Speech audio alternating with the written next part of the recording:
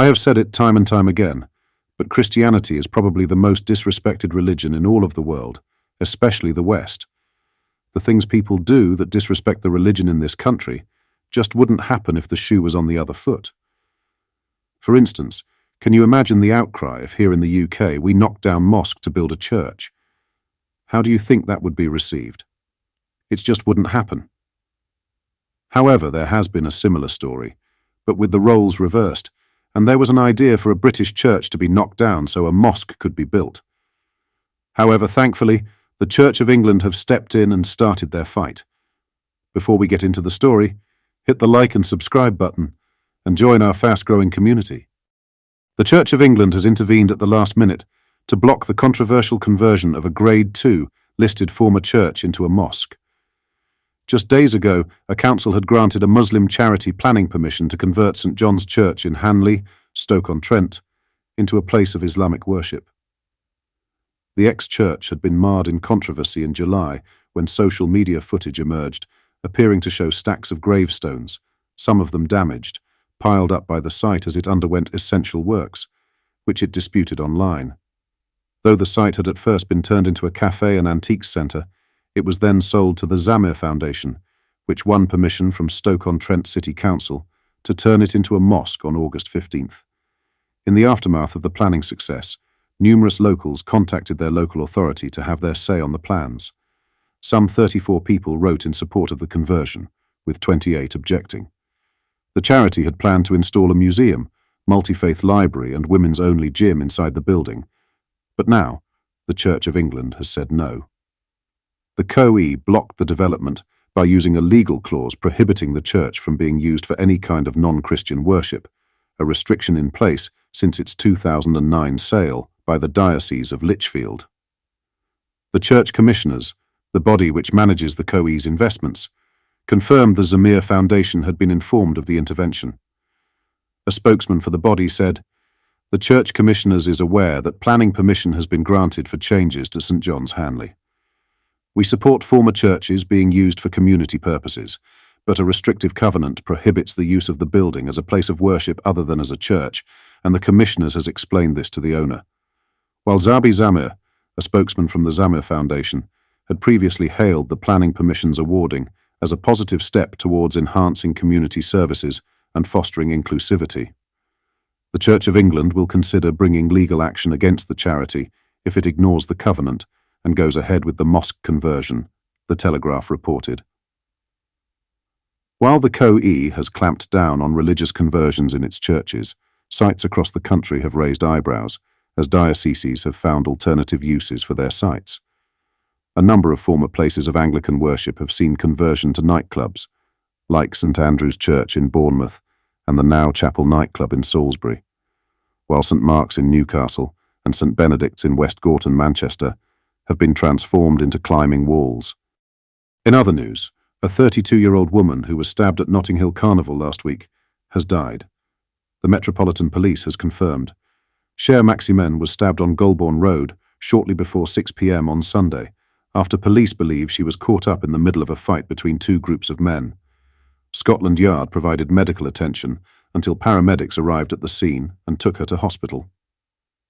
Maximen, who had attended Notting Hill Carnival with her 3-year-old daughter, sadly died in hospital on Saturday morning. Alex Gamampila of the Met's Homicide Command, who leads the investigation, said, "My thoughts are with Cher's loved ones as they come to terms with this terrible loss. They are being supported by specialist officers, and we will make sure that support continues. Cher was at Carnival with her young child. We have been in close contact with our local authority partners and Cher's family since soon after this incident to make sure the child is safe and looked after." Commander Charmaine Brenier, the Met's spokesperson for Carnival, added, "The news of Cher's tragic death is devastating for her family, the wider community and all those involved in delivering the Notting Hill Carnival. Carnival is about bringing people together in a positive celebration. That it has ended with the tragic loss of life, among other incidents of serious violence, will sadden everyone involved. Shakil Tibu, 20, was arrested on Tuesday morning after the stabbing. He has been charged with attempted murder, violent disorder, and possession of an offensive weapon." The 20-year-old appeared at Westminster Magistrates Court on Wednesday. He was remanded in custody to appear at the Old Bailey on September 25th.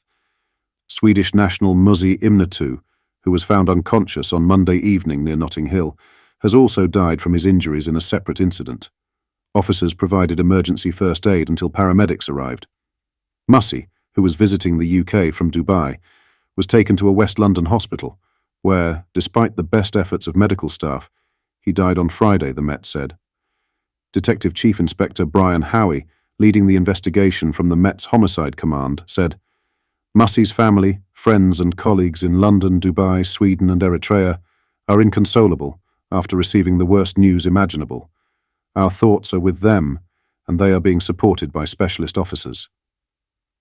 Scotland Yard is appealing for anyone with information on Musi's final movements between 1 p.m, when he left the Arts Club in Dover Street, W1, and when he arrived at Dr. Power Restaurant in Queensway at 10:30 p.m, to come forward. Omar Wilson, 31, was charged with causing grievous bodily harm with intent on Thursday.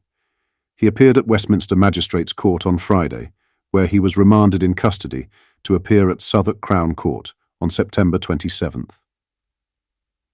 Responding to the two Notting Hill deaths, London Mayor Sadiq Khan said, "It is heartbreaking that Cher Maximen and Musi Imnatu have died after being attacked in separate incidents over the bank holiday weekend. My thoughts are with their families and friends at this truly terrible time. This violence is shocking, completely unacceptable, and a betrayal of the values that Notting Hill Carnival was founded to celebrate." Meghan Markle and Prince Harry have reportedly been preparing to share a secret with Prince Archie and Princess Lilibet as the Sussexes look to enjoy life away from the royal family. The Duke and Duchess of Sussex will at some stage open up to their children about the royal heritage, a family friend has claimed. The Sussexes reportedly want their son and daughter to be loved for who they are, rather than their relation to the crown. The source told US Weekly, "They'll have those conversations in due time." The source also gave a sweet update on Archie and Lilibet, now aged 5 and 3, saying, "They're so well-mannered. Archie is sweet and curious and playful, and Lily is vibrant and happy."